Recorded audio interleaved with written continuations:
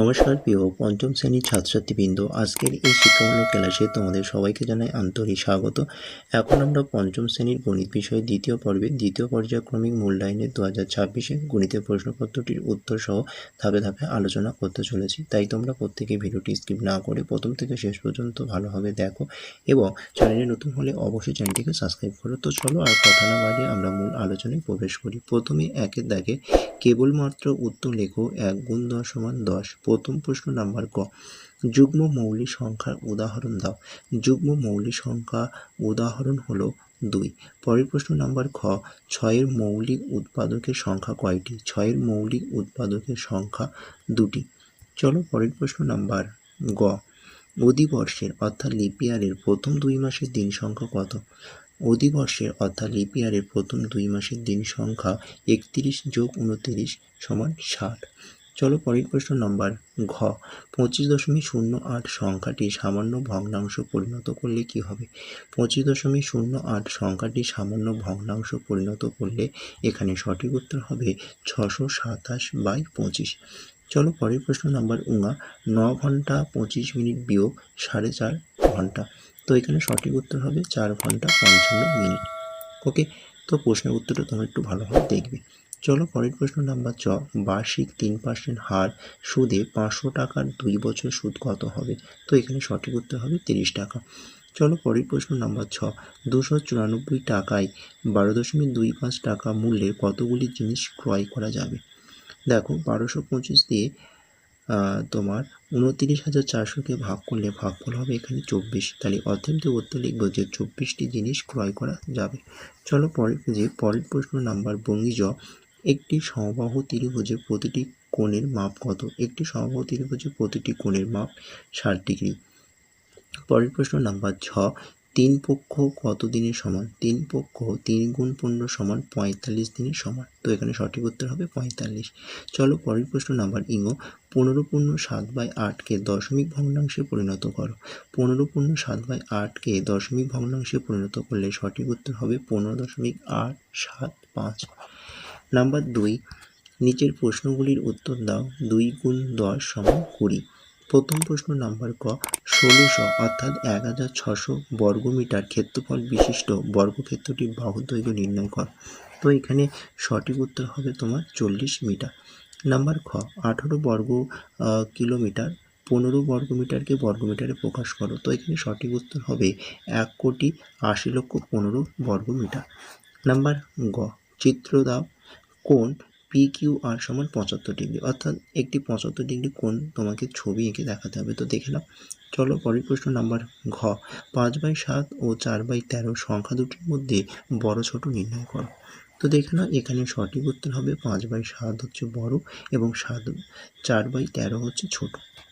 ওকে, চলো পরের প্রশ্ন নাম্বার 19, সরল করো 2.5 ভাগ সেকেন্ড ব্র্যাকেট 1.94 বিয়োগ 1.2। প্রথম ব্র্যাকেটের মধ্যে রয়েছে 1.5 ভাগ 1.25, প্রথম ব্র্যাকেট শেষ, সেকেন্ড ব্র্যাকেট শেষ। তো এই যে সরল অঙ্কটা, এই সরল অঙ্কটার সঠিক উত্তর হবে 5। তো এই প্রশ্নের উত্তরটা তোমরা একটু ভালোভাবে দেখে নাও, করে দেওয়া রয়েছে। চলো পরের প্রশ্ন নাম্বার 33 পূর্ণ 1/3% সমান কত সমতুল্য ভগ্নাংশ? তো এখানে সঠিক উত্তর হবে 1/3। চলো পরের প্রশ্ন নাম্বার 3 অঙ্কের কোন বৃহত্তম সংখ্যা 95 দ্বারা বিভাজ্য?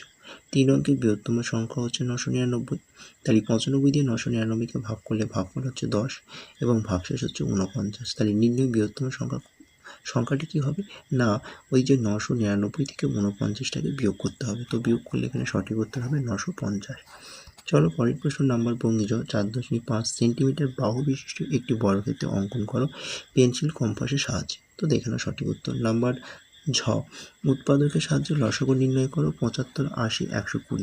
তো এখানে 75, 80, 120 লসাগু করলে সঠিক উত্তর হবে 1200। পরের প্রশ্ন নাম্বার কোনো সংখ্যার 1/8 অংশের সঙ্গে 1/9 অংশ যোগ করলে যোগফল 17 হবে।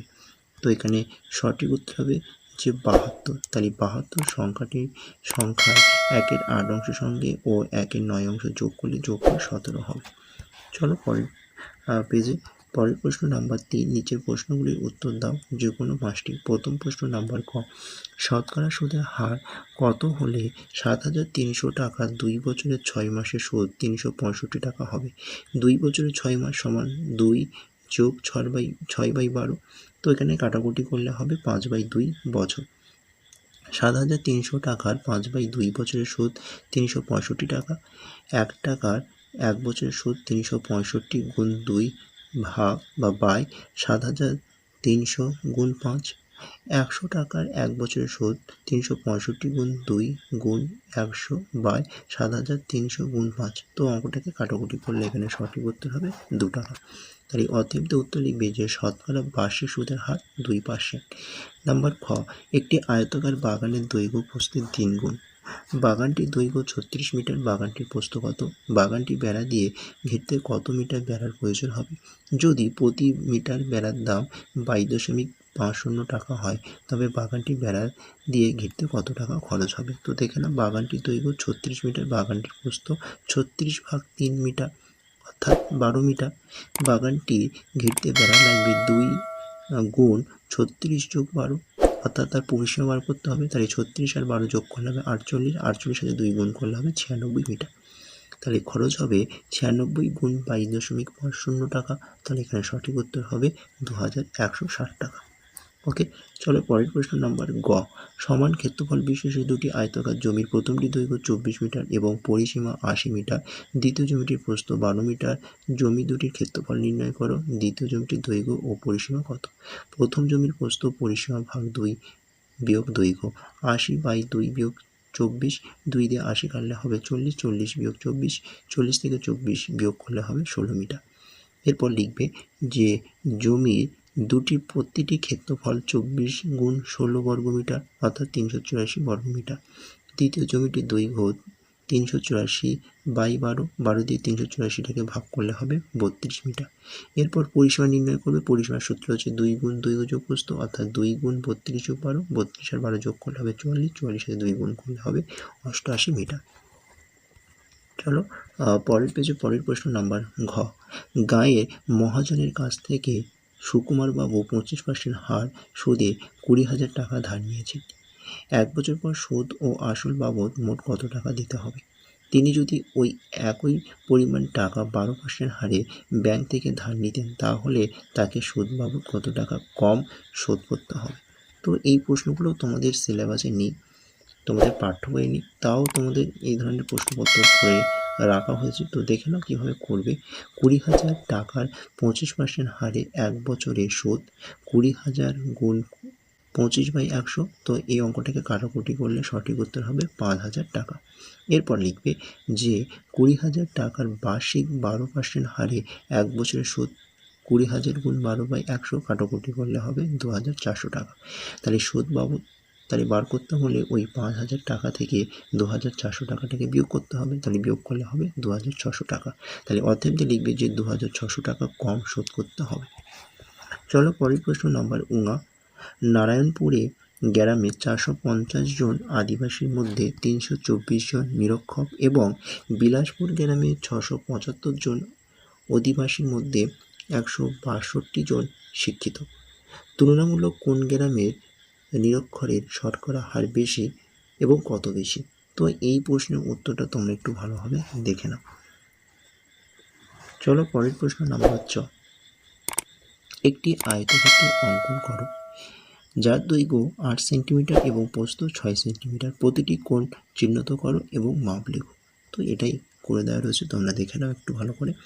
তো আজকের ক্লাসটি আমি এখানে শেষ করছি। তো ক্লাসটি ভালো লাগলে অবশ্যই ভিডিওটি লাইক দিয়ে ভিডিওটি বন্ধুর কাছে বেশি করে শেয়ার করে দিও এবং চ্যানেলের নতুন হলে অবশ্যই চ্যানেলটিকে সাবস্ক্রাইব করে নিও। তো আজকের ক্লাসটি আমি এখানে শেষ করছি। টাটা, বাই বাই, ভালো থেকো, সুস্থ থেকো, ধন্যবাদ।